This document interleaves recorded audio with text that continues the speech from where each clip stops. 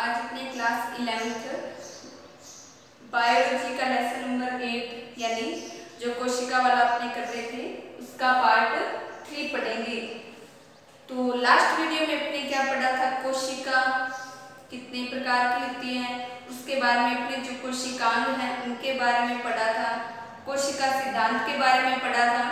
फिर अपने क्या पढ़ा, जो कोशिका झिल्ली होती है, कोशिका झिल्ली की बनावट के बारे में पढ़ा, कोशिका झिल्ली के क्या कार्य हैं उनके बारे में पढ़ा। तो आज अपने जो पादपों में पाई जाने वाली एक और कोशिका आवरण होता है, यानी कोशिका झिल्ली के बाहर एक आवरण जिसे क्या बोलते हैं, कोशिका भित्ति बोलते हैं। तो वो कोशिका भित्ति किस प्रकार की होती है और पादपों में इसके क्या कार्य हैं उनके बारे में पढ़ेंगे। तो कोशिका भित्ति के बारे में अपने नोट करेंगे। कवक व पौधों की जीवित व झिल्ली के बाहर, जैसे ये कोई कोशिका है, ये कोशिका झिल्ली हो गई,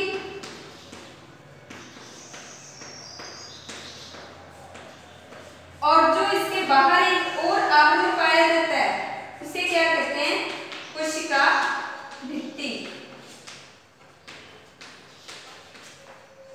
तो जो निर्जीव आवरण होता है उसे क्या कहते हैं, कोशिका भित्ति। क्योंकि ये है कोशिका भित्ति है, पादपों में कोई सजीव क्रियाएं नहीं करती, ये सिर्फ क्या करती है, रक्षात्मक आवरण का कार्य करती है। यह निर्जीव कोशिका होती है।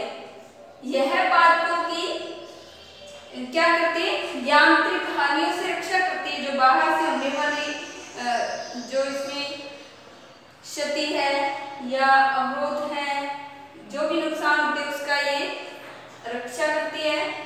और यह कोशिकाओं के बीच आपसी संपर्क बनाए रखती है। मतलब जो कोशिकाएं हैं विभिन्न, उनको जोड़ने का कार्य कोशिका भित्ति द्वारा किया जाता है। तथा अवांछनीय बृहद अणुओं के लिए अवरोध प्रदान करती है। तो अवांछनीय जो अणु, मतलब जिनकी कोई आवश्यकता नहीं होती कोशिका में, उन अणुओं के ये क्या करती है, अवरोध बनाकर रखती है। मतलब उन्हें कोशिका में अंदर जाने से रोकती है, बाहर जाने से रोकती है। तो ये अवांछनीय बृहद अणुओं को अवरोध बनाकर रखती है। तो अब आपको पता है कोशिका भित्ति किसमें पाई जा सकती है, शैवाल में और पादपों में पाई जाती है। तो जो शैवाल में कोशिका भित्ति होती है ये कौन से पदार्थ की बनी होती है, ये सेल्यूलोज, गैलेक्टोन, मेनान्स से, और खनिज कौन से, कैल्शियम कार्बोनेट, इनकी बनी होती है शैवाल में ये कोशिका भित्ति। सेल्यूलोज की कुछ घास के पादप होते हैं उनमें भी सेल्यूलोज की बनी होती है, जिनका पाचन मतलब जो पशु होते हैं जंतु उनमें हो जाता है। तो वो कोशिका भित्ति में सेल्यूलोज पाई जाती है, उसका पाचन कर सकते हैं। फिर दूसरे पौधों में ये किससे बनी होती है, बड़े उच्च प्लांट हैं उनमें सेल्यूलोज, हेमीसेल्यूलोज, पेक्टिन व प्रोटीन से बनी होती है। और जीवाणु की भी कोशिका भित्ति होती है, वो किससे बनी होती है, वो गैलेक्टोज, फास्फोलिपिड्स उससे बनी होती है। तो ये कोशिका भित्ति है जो क्या एक बाहर की तरफ निर्जीव आवरण होता है और पादपों में कुछ रक्षात्मक आवरण के और अन्य कार्यों के रूप में कार्य करता है या सहायता करती है कोशिका भित्ति। अब कोशिका भित्ति के बाद में जो पादपों में और जंतुओं में जो कोशिका का अगला अंग है वो कौन सा है, अंतःद्रवी जालिका। अंतःद्रवी जालिका तो ये किस तरह की होती है, अपने इसके बारे में डायग्राम से समझकर पढ़ेंगे।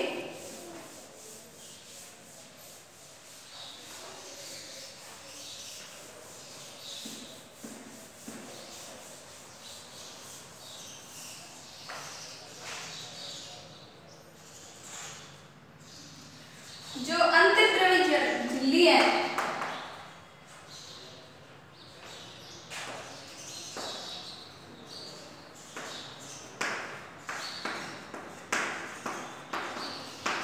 या इसको क्या बोलते हैं, एंडोप्लाज्मिक रेटिकुलम, ये इसको शॉर्ट में बोलते हैं, इंग्लिश में नाम इसका एंडोप्लाज्मिक रेटिकुलम, अंतःप्रद्रवी या अंतःद्रवी जालिका। तो आपने जब कोशिका का डायग्राम देखा तो उसमें अपने क्या देखा था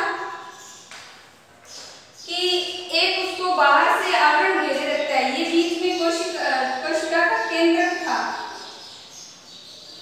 ये क्या थी, कोशिका थी, और इस कोशिका में ये क्या था, केंद्र था, केंद्र के बीच में ये केंद्रिक था, और इस केंद्र को बाहर से एक जालिका रूपी संरचना ने घेर रखा था। वो अपने इस तरह से बनाई थी जालिका रूपी संरचना।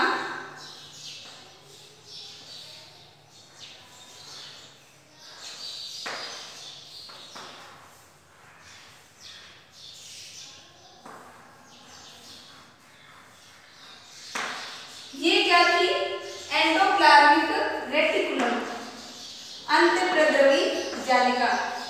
तो ये अंतःद्रवी जालिका है, ये पादप की या जंतु की कोशिका में उपस्थित होती है, दोनों में मतलब पाई जाती है, पादप कोशिका, जंतु कोशिका। अब इसके कार्य क्या है और ये किस पदार्थों से बनी होती है उसके बारे में अपने पढ़ते हैं।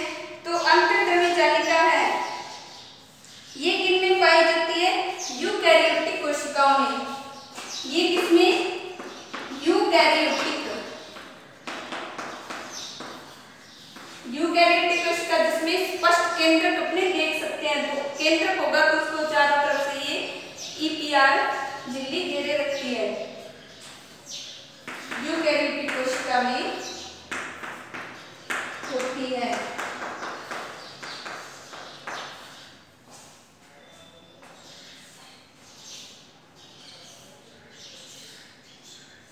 इसकी संरचना कैसी होती है, ये छोटी नलिका युक्त संरचना होती है,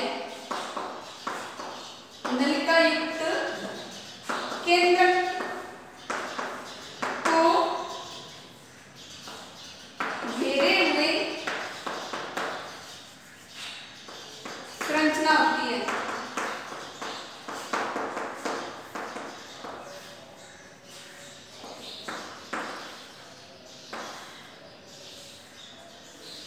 तो ये क्या होती है, नलिकाओं रूपी संरचना ही है। आप देखिए इसमें बिल्कुल नलिका के समान पतली पतली रचना आती है जो केंद्र को घेरे रखती है। और इसकी सतह पर क्या, इसकी सतह पर राइबोसोम के कण पाए जाते हैं। इसकी सतह पर क्या पाए जाते हैं, राइबोसोम।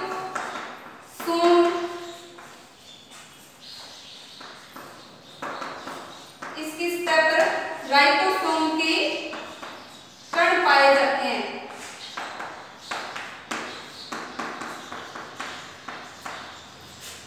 तो जो अंतःद्रवी जालिका होती है, इस पर क्या, इस तरह से छोटे छोटे कुछ जालिका पर राइबोसोम के कण पाए जाते हैं और कुछ पर ये कण अनुपस्थित होते हैं। तो इस राइबोसोम की उपस्थिति के आधार पर जो अंतःद्रवी जालिका वो दो प्रकार की होती है। तो राइबोसोम की उपस्थिति के आधार पर लिखेंगे, राइबोसोम कणों की उपस्थिति के आधार पर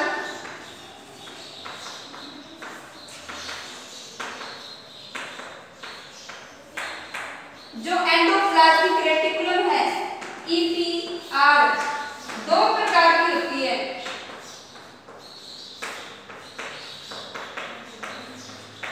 अब दो प्रकार कौन से हैं, एक तो जिस पर ये कण अनुपस्थित होते हैं वो चिकनी अंतःद्रवी जालिका, स्मूथ ईपीआर, चिकनी अंतःद्रवी जालिका, या इसे लिखेंगे स्मूथ ईपीआर यानी चिकनी अंतःद्रवी जालिका।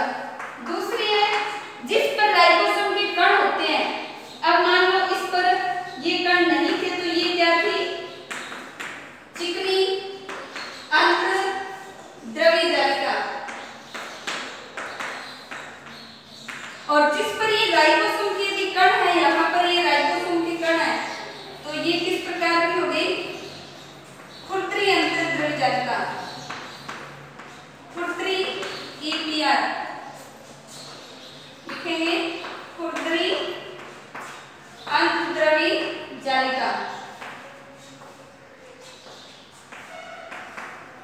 या इसे रफ एंडोप्लाज्मिक रेटिकुलम बोलेंगे, REPR, रफ एंडोप्लाज्मिक रेटिकुलम। तो ये जो अंतःद्रव्य जालिका होती है दो प्रकार की होती है। अब इस अंतःद्रव्य जालिका के कार्य क्या हैं?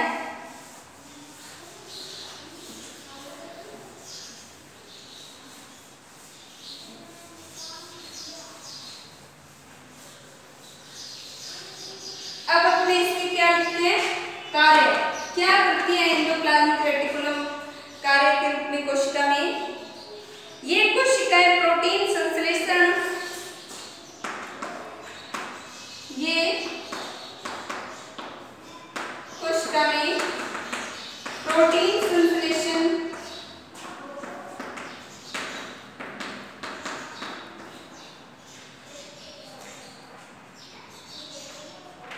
प्रोटीन संश्लेषण व स्त्रवण में भाग लेती है।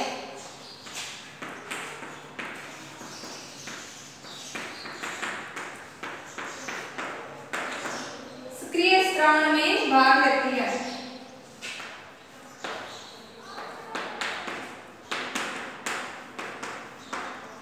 तो इस तरह से एक तो प्रोटीन का संश्लेषण करेगी और एक्टिव रूप से जो भी पदार्थ संश्लेषित होते हैं, स्रावित होते हैं, उन्हें कौन स्रावित करती है? Endoplasmic reticulum. फिर इसके बाद में है जो कृत्रिम अंतःद्रव्य जालिका होती है उस पर ये प्रोटीन के कण पाए जाते हैं, क्योंकि अपने मतलब उसमें राइबोसोम होते हैं, राइबोसोम प्रोटीनों से बने होते हैं। प्राणियों में जो चिकनी अंतःद्रव्य जालिका होती है, चिकनी अंतःद्रव्य जालिका क्या कार्य करती है प्राणियों में? ये लिपिड संश्लेषण का कार्य करती है। प्राणियों में चिकनी अंतःद्रव्य जालिका लिपिड संश्लेषण का कार्य करती है, का कार्य करती है। ये आपने नोट करना है।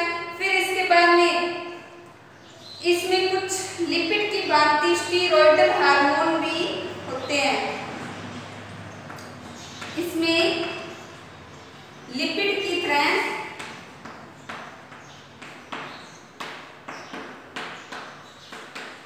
स्टीरॉयडल या स्टीरॉयड हार्मोन होते हैं। वो स्टीरॉयडल हार्मोन किसमें पाए जाते हैं? इस चिकनी अंतःद्रव्य जालिका में।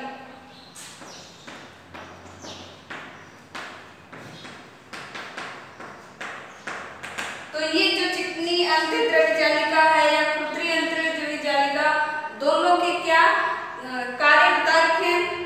तो ये जो कोशिका का एक कोशिकांग है EPR, अपने उसके डायग्राम को पढ़ा और उसमें क्या कार्य हैं, क्या पदार्थ होते हैं, उनके बारे में पढ़ा।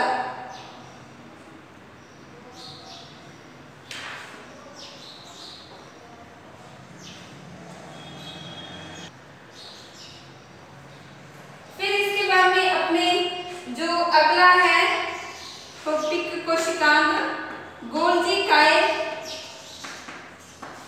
या फिर गोल्जी उपकरण, इसके बारे में अपने इसका डायग्राम पढ़ेंगे और इसके क्या कार्य हैं। तो डायग्राम आपने देखे कोशिका में किस प्रकार से होता है, ये इस तरह से उपस्थित होता है। आपने ये देखा होगा कि गोल्जी काय होता है, ये इस तरह से कोशिका में उपस्थित रहता है, ये गोल्जी काय का है। तो नेक्स्ट वीडियो में अपने इसके कंप्लीट रूप से डायग्राम में कौन से भाग होते हैं, क्या क्या पदार्थ होते हैं, उनके बारे में पढ़ेंगे और इसके कार्य। फिर इसके बाद में जो अगला लाइसोसोम होता है जो क्या मानव में या जंतुओं में पाया जाता है, उसके बारे में पढ़ेंगे। तो आज जितना आपको पढ़ाया है इसे आपने क्या नोट करना है अच्छी तरह से और रिवाइज करना है। तो नेक्स्ट वीडियो में अपने अगले कोशिकाओं के बारे में पढ़ेंगे। Thank you.